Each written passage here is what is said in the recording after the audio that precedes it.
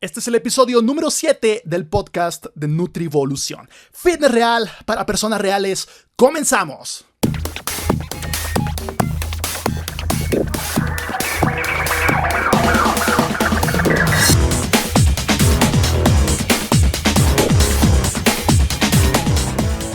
Sean todos bienvenidos, mi nombre es Miguel, ya saben que este es el podcast de Nutrivolución y que aquí hablo de fitness de una manera real, de una manera factible y de una manera que aplique para la mayoría de las personas que estamos en este mundo del fitness. El día de hoy voy a contestar 3 preguntas, la primera de ellas tiene que ver con la insulina y el crecimiento muscular. Si se puede manipular a través de intervenciones dietéticas, esta hormona, esta insulina para promover el anabolismo, voy a hablar acerca de eso. La segunda pregunta viene relacionada con tener recursos limitados, económicos, y poder conseguir resultados en este mundo del fitness. Y la última pregunta habla acerca de cómo poder saber o qué poder hacer, o algunas recomendaciones con respecto a lesiones o con respecto aquí en específico de hacer una sentadilla y molestia en las rodillas. ¿Cuáles son mis recomendaciones según la pregunta que me hacen más adelante? Entonces los invito a que chequen este episodio. Pasamos con la primera pregunta. Buenas noches, Miguel. Saludos desde Culiacán, Sinaloa. Me llamo Federico García, soy estudiante de nutrición de tercer año y me gustaría que hicieras un video, ya que se me hace muy interesante el tema de la insulina y su relación con la síntesis proteica y con la absorción de esta, porque muchos culturistas pues se inyectan insulina con este fin, pero me gustaría que explicaras los beneficios de provocar esos picos de insulina de manera natural, consumiendo carbohidratos simples después de entrenar, de cuántos gramos por kilogramo de peso corporal se deben de consumir para una buena absorción de proteína después de esta. Y esa es mi pregunta. Pregunta interesante, ya que últimamente se ha puesto cada vez más de moda el uso de insulina exógena para poder promover el anabolismo, para poder tener una mayor síntesis proteica, para poder tener mayor crecimiento muscular.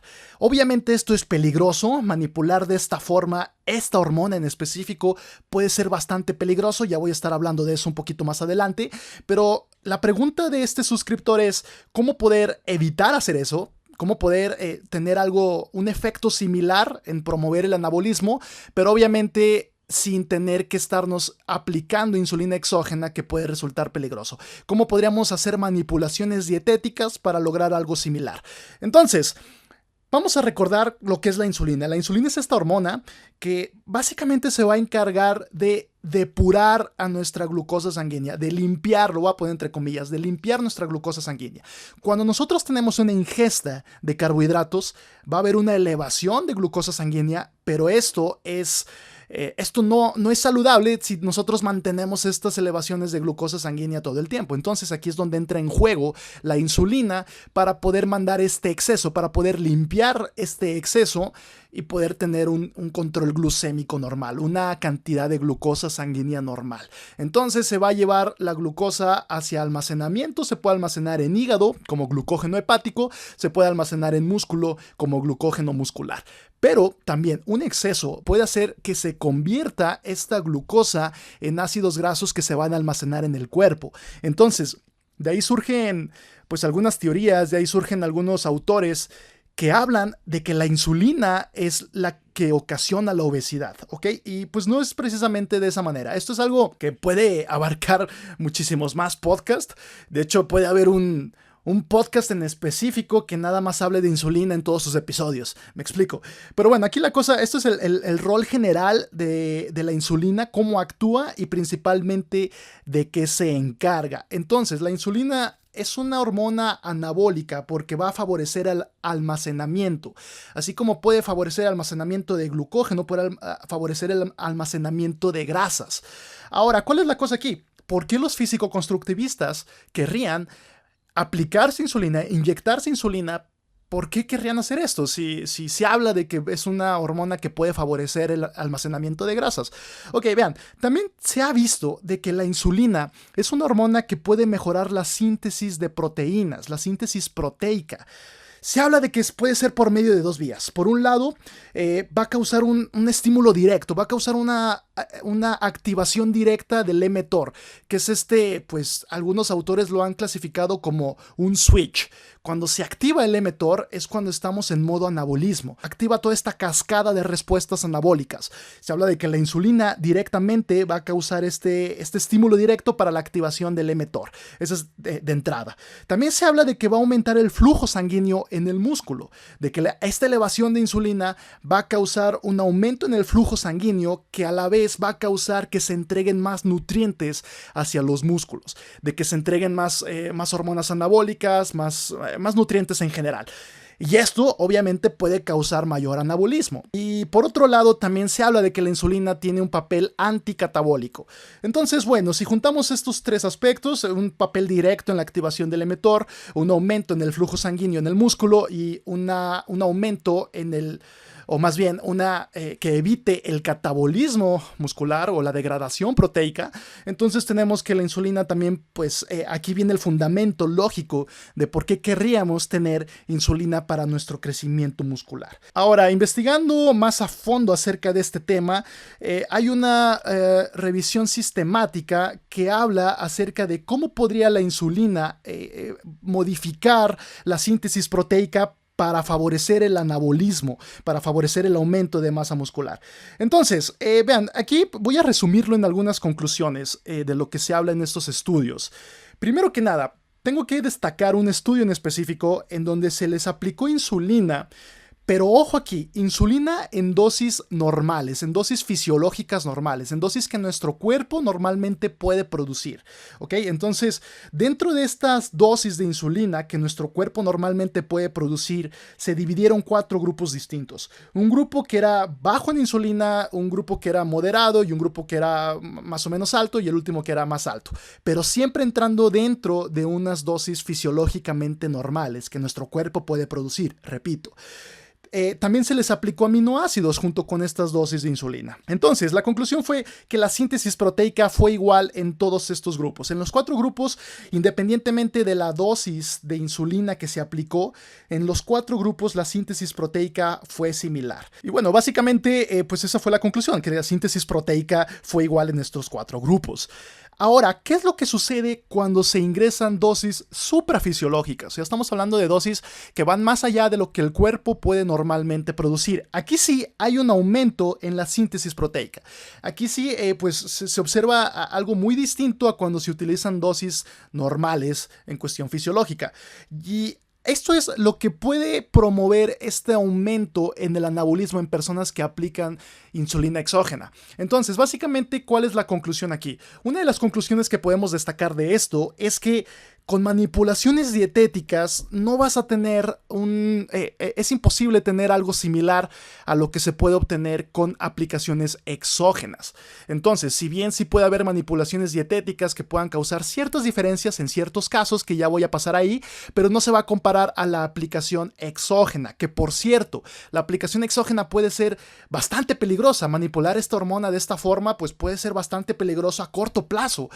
He escuchado anécdotas, me tocó escuchar una anécdota alguna vez de una persona un físico constructivista que utilizaba insulina para, pues precisamente este objetivo de aumentar su masa muscular, pero en una ocasión no calculó bien o tuvo ahí algún desajuste con sus tiempos. Entonces, pues obviamente él se inyecta la insulina, pero por alguna ocasión, por esto que se le atravesó, le impidió que pudiera tener la ingesta de alimentos. Entonces, pues imagínense, ¿no? Esto causa una hipoglucemia que puede llegar a ser fatal. Entonces, manipular de esta forma las hormonas, en específico esta insulina, puede ser peligroso. Y es algo que, por supuesto, que no es recomendado en lo absoluto, para nada recomendado. Ahora, ¿cómo podríamos pues simular este efecto con manipulaciones dietéticas? No se puede. No se puede, ya que necesitamos dosis suprafisiológicas para poder tener este efecto ergogénico, para poder tener este efecto de aumento en el anabolismo muscular. De igual forma, la insulina por sí sola no va a lograr nada, a menos de que venga acompañada de aminoácidos, o por lo menos así es como de las conclusiones que salen de esta revisión sistemática, que por cierto estoy dejando aquí abajo en la descripción. Entonces, estas básicamente son las conclusiones que podríamos destacar aquí. Ahora, ¿cuándo sí podría haber diferencia en la manipulación dietética para poder tener pues este efecto de ayuda por medio de la insulina?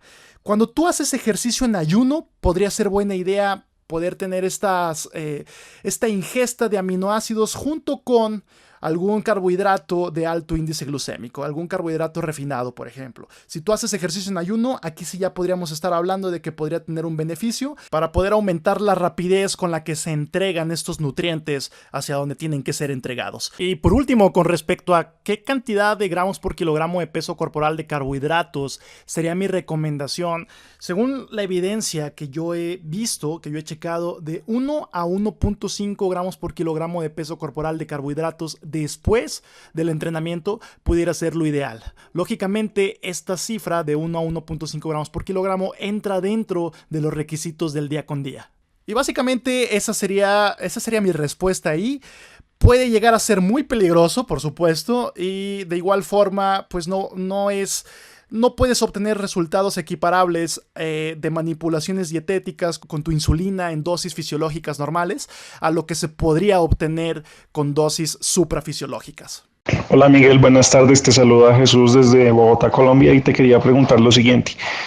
¿Tú consideras que una persona o crees que una persona con recursos limitados, no digamos pobre, pero digamos sí con recursos limitados, pueda hacer una dieta, pueda seguir un régimen alimenticio que le dé unos excelentes resultados con ese condicionante, con el condicionante de que muy seguramente no va a tener el dinero suficiente para tener una dieta estricta, para comprar ciertos productos, para llevar como un control muy específico en el tema alimenticio? Entonces, de paso, te mando un abrazo muy grande desde Colombia, te sigo desde hace mucho tiempo, te felicito por tu canal y pa'lante, mi hermano, que tu contenido es de verdad excelente. Interesante que lo menciones, ya que esto se vincula con el video que subí el día de ayer, jueves 27 de julio, que habla básicamente del minimalismo en el fitness. Este es un nuevo concepto que estoy empezando a estructurar con más forma, que se vincula con filosofías que yo ya tengo y que ya he hablado antes en estos podcasts, ¿no? De cómo puedes conseguir más haciendo menos y que no es necesario invertir tanto esfuerzo, tantos recursos, tanto tiempo, tanto dinero, etc. Entonces, si se puede tener un buen desarrollo muscular o si se puede tener un buen físico con recursos limitados. Y la respuesta es sí. Hay cosas que lo pueden determinar, hay cosas que pueden marcar quién sí tiene más facilidad y quién no tiene tanta facilidad, determinando el contexto de recursos limitados, de no ser precisamente pobre como lo mencionas, pero pues sí no tener pues mucho recurso destinado a poder invertir en alimentación. Entonces, la genética aquí puede influir un gran aspecto. Por ejemplo, una persona que tiene un metabolismo, diríamos, rápido, pues, o una persona que tiene un gasto calórico más elevado, una persona que podríamos decir con tendencia hacia la ectomorfia, o sea, delgado, o que se le dificulta subir más de peso, pues podría beneficiarse de consumir grandes cantidades de cereales y de leguminosas. La famosísima mezcla de arroz con frijoles, muy utilizada en muchas partes del mundo, Brasil siendo una de ellas, y que pues básicamente son dos alimentos que juntos van a otorgar una buena proporción tanto de carbohidratos como de proteínas con buena distribución de aminoácidos, se complementan los aminoácidos, metionina y lisina. Entonces ahí tenemos una proteína que podríamos considerar buena y también pues una cantidad de carbohidratos lo suficientemente elevados como para que pueda tener una gran cantidad de calorías que pueda fomentar un crecimiento muscular. Entonces, no es necesario alimentos que podrían ser considerados más caros o que podrían costar más en muchas partes del mundo. Por ejemplo, las carnes. Las carnes, si bien es un buen alimento que de vez en cuando puede beneficiarnos, no es necesario. Vean, ningún alimento como tal, ningún alimento per se es indispensable.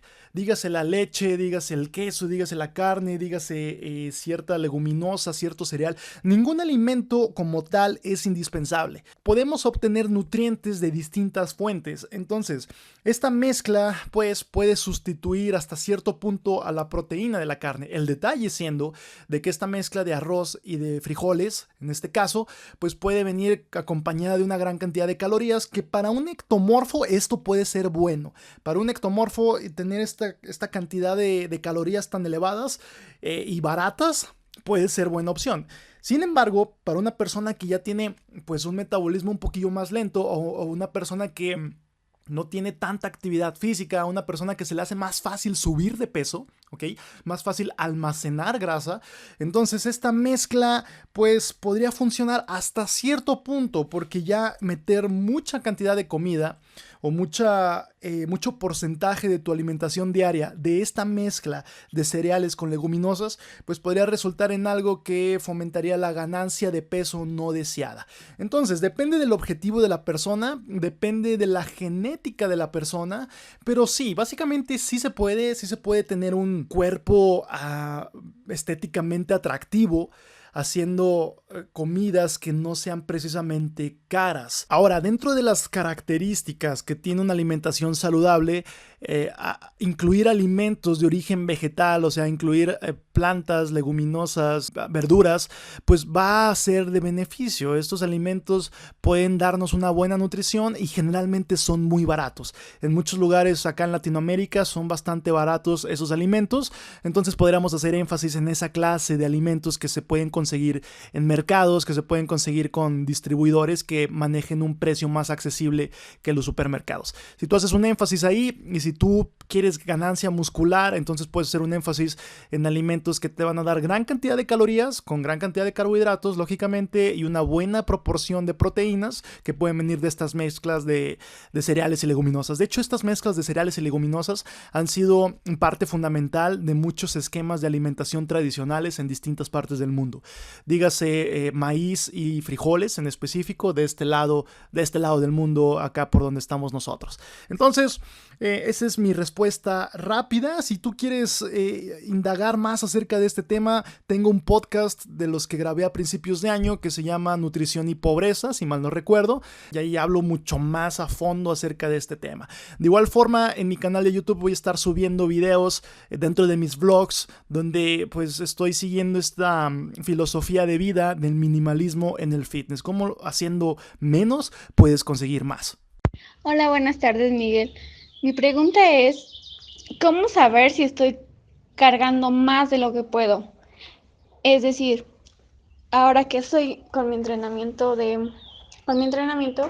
he notado que mis rodillas me duelen, yo creería que más de lo normal. No sé a qué se deba, no sé si se deba a que estoy cargando más peso o estoy haciendo malos ejercicios. Yo cuido mucho la técnica, pero no sé si se deba a eso o tengo que checarme. Bueno, esto puede ser muy recurrente, esto puede ser, puede pasar con bastante frecuencia, más de la que podríamos imaginar.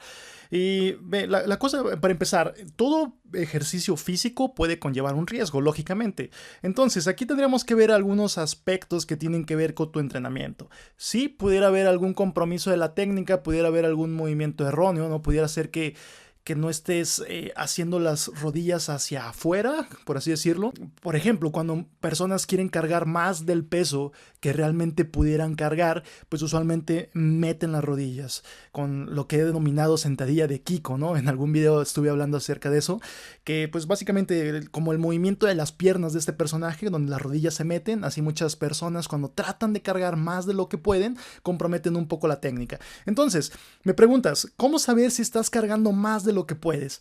Pues es una pregunta compleja. Lo que yo podría decir para determinar si estás cargando más de lo que realmente puedes es este compromiso de la técnica. Al momento en el que se compromete la técnica, ya estamos hablando de que el peso que estás manejando pues ya supera tus capacidades para hacerlo de una buena forma. Ahora, la forma perfecta pues va a ser muy difícil, y en la mayoría de los casos no existe la forma perfecta, la ejecución perfecta de los ejercicios, pero sí vamos a buscar que se mantenga una técnica muy sólida, aun y cuando estés manejando cargas altas.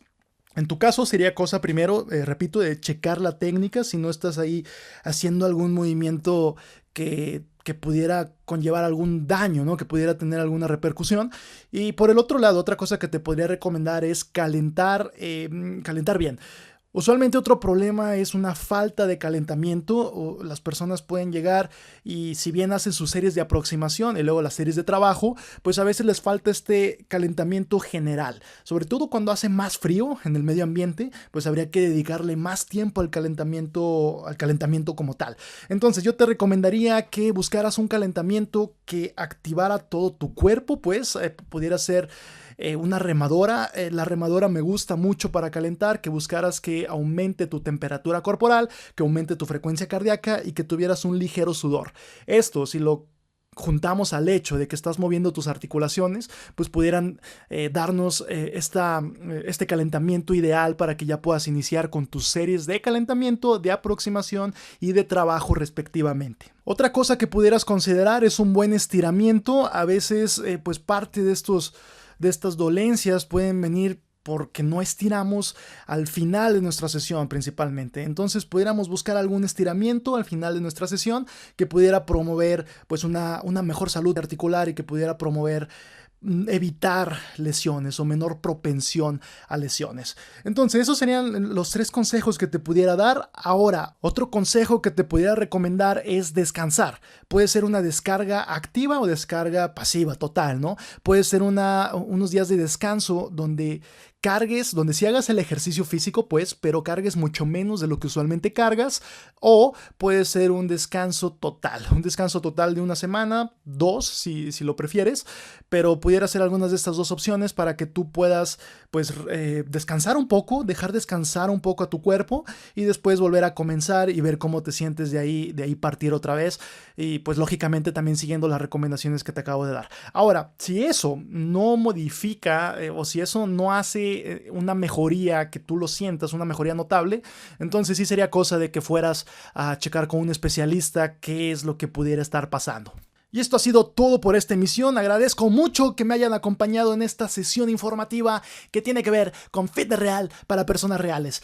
Les recuerdo mi nombre, yo soy Miguel, y les recuerdo que tengo un servicio de coaching online donde tengo algunos cupos todavía para poder trabajar de la mano con ustedes en sus objetivos del fitness. Esto ha sido todo entonces. Yo les estoy hablando en un podcast o en un video en mi canal de YouTube muy próximo, no sin antes recordarles que vayan y levanten esa barra.